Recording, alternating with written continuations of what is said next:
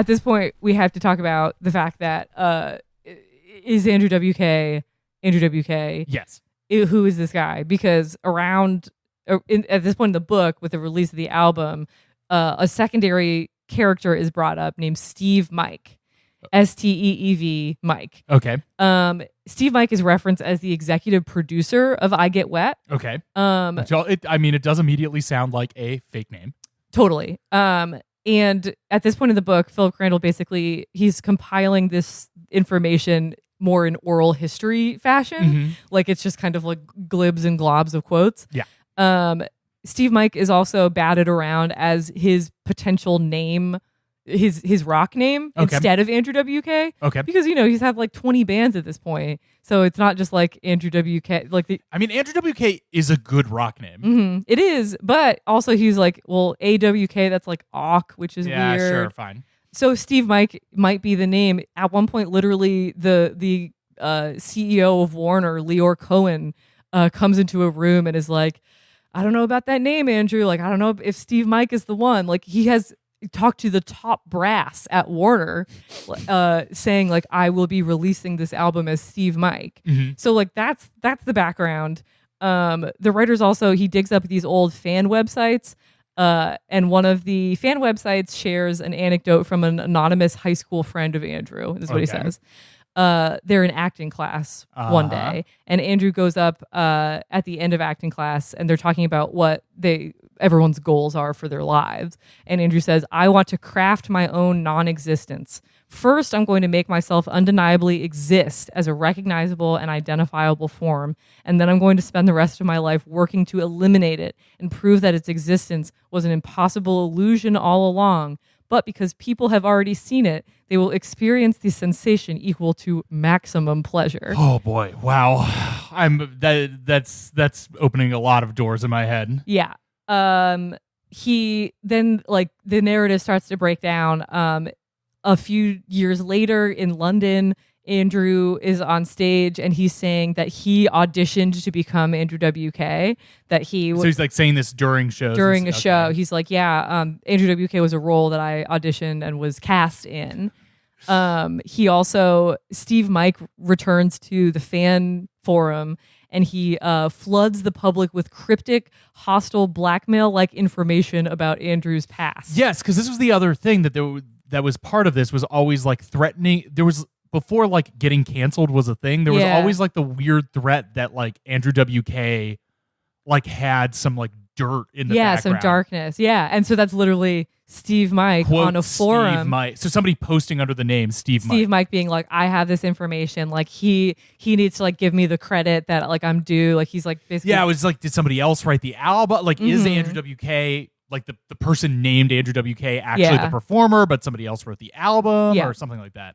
Then there was a show in New Jersey where lots of people were basically clocked him and were like, that's not him. Yes, and then there were people that were, all these rumors that they were seeing other versions of Andrew W.K. Yeah, that was like a guy who, as if you would cast somebody to play multiple roles. Yeah. And it's quoted in the book, like, alternately, Andrew W.K. will be like, no, Steev Mike is just, don't believe anything he says. Like, he's not, he doesn't know what he's talking about. But talking it's a person who exists, even though the first introduction of this is just as a possible stage name. As a stage name. And then there's other times where he's like, there's no such thing as Steev Mike. Like, that's just like a bit, like he's kind of playing both sides. Mm-hmm. And back in 2010, this is like 10 years after the release of I Get Wet, he says he's going to basically have like an online live stream where he will address once and for all these concerns. And he instead ended up talking about the movie Couples Retreat. Which I believe is that a Jon Favreau joint? Is it Vince Vaughn and Jennifer Aniston? I don't know. No, never mind. That's a Billingsley joint. Okay.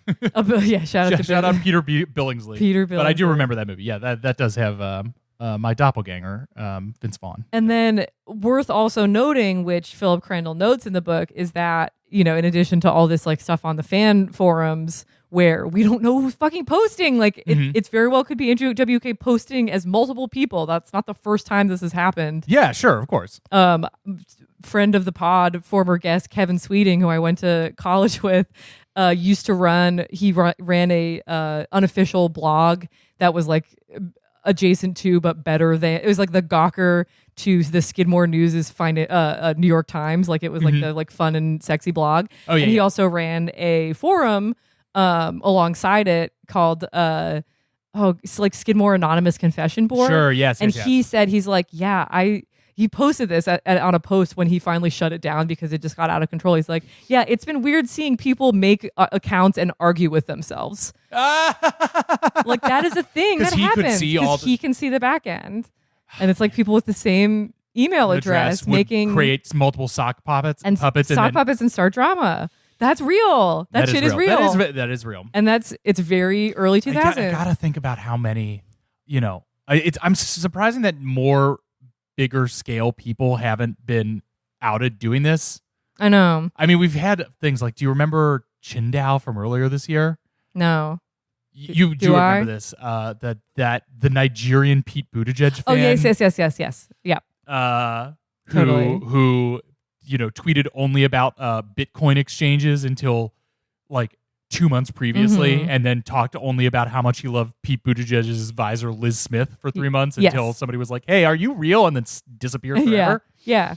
And that was a good story. There's also the fun people times. Are always tweeting as their wives, their fake wives that don't exist too. I will never tweet as my wife. No, we'll figure out some fun kind of wife drama to have. Yeah, we'll fall off a cliff. Yes. So it's also important to note that in addition to all the stuff online, in the liner notes of Andrew's albums, they're full of fake names, altered names, nicknames of people and places. For example, there's a guy, Mark Morgan, which is Andrew's former roommate and a musician. He was credited on I Get Wet as additional guitar Chuck Morgan. And Mark Morgan was quoted in this book as saying, "Yeah, my middle name is Charles, but I've never gone by Chuck in my life, and I didn't do shit on that record. I didn't play a fucking thing."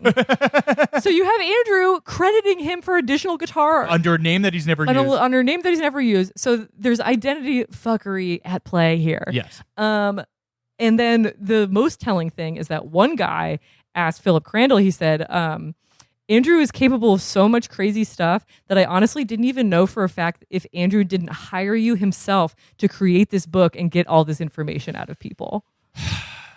I mean, this is always what I kind of concluded about this whole like mystery is that it's all just originating from Andrew W.K. wanting to make everything a big crazy Andrew W.K. art project. Yes.